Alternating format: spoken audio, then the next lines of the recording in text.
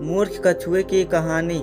एक तालाब में एक कछुआ रहा करता था। वह कछुआ बहुत ही बतूनी था। दूसरों से बात करते समय बीच बीच में टोका टोकी करना उसकी आदत थी। एक दिन दो हंस उस तालाब में उतरे। उन हंसों का नाम संकट और बिकट था। उन्हें तालाब के आसपास का वातावरण बहुत अच्छा लगा। उसके बाद से वे प्रतिदिन वहां आने लगे। कछुआ उन्हें प्रतिदिन देखता। एक दिन उन दोनों हंसों से बात की। वे उसे दोनों भले और सज्जन लगे। शीघ्र ही उनमें गहरी मित्रता हो गई। हंस रोज तालाब में आते और कछुए से मिलते। फिर तीनों बहुत देर तक नए नए प्रकार की बातें करते। हालांकि बातों के बीच कछुए की टोका टाकी जारी रहती, किंतु सज्जन हंस इसका बुरा नहीं मानते। एक बार उस क्षेत्र में भयानक अकाल पड़ा। नदी तालाब सूखने लगे। वह तालाब भी सूखने लगा जहाँ कछुआ रहता था। एक शाम जब हंस उससे मिलने आए तो उसे बताया कि वे दोनों वह स्थान छोड़कर 40 कोस दूर स्थित एक अन्य झील पर जा रहे हैं जो पानी से लबालब है। यह सुनकर कछुआ दुखी हो गया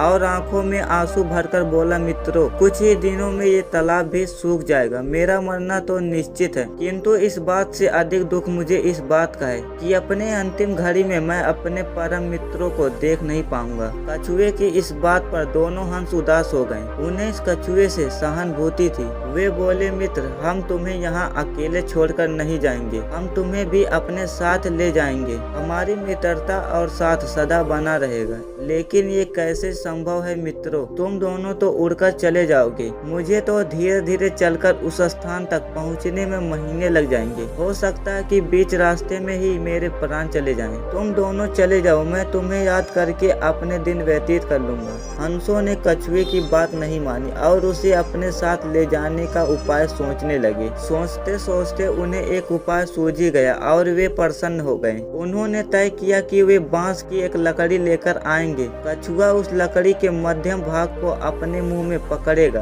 और वे दोनों उस लकड़ी के एक एक सिरे को अपनी चोंच में दबा लेंगे। इस तरह वे कछुए को लेकर उड़ते हुए उस झील तक पहुंच जाएंगे। कछुआ भी यह उपाय सुनकर प्रसन्न हुआ। अगले दिन हंस लकड़ी लेकर कछुए के पास आए और उसे लकड़ी के मध्यम भाग को मुंह से पकड़ने को कहा। हंस कछुए की बतौनी आदत से भली भांति परिचित थे, इसीलिए उन्होंने उसे समझाया कि जब तक वे झील तक नहीं पहुंच जाते उसे मौन रहना है, नहीं तो वह नीचे गिर पड़ेगा। कछुआ उन्हें साहस दिया कि वह मौन धारण करके रहेगा। इसके बाद हंस लकड़ी के दोनों सिरों को चोंच में दबाकर आकाश में उड़ने लगे। उड़ते उड़ते वह एक कस्बे के ऊपर से गुजरे। तभी किसी ने आकाश के उस विचित्र नजारे को देख लिया। वह दूसरे लोगों को बताने लगा कि देखो देखो, आकाश में कछुआ उड़ रहा है। एक मुख से दूसरे मुख होते हुए ये बात पूरे कस्बे में फैल गई। लोग घरों के बाहर निकल आए और शोर मचाने लगे और वह हंसों से बोला, ये लोग हमें देखकर इतना शोर क्यों मचा रहे हैं? बोलते ही कछुए के मुंह से लकड़ी छूट गई और वह सीधे जमीन से आ टकराया। जमीन से टकराते ही उसकी मृत्यु हो गई।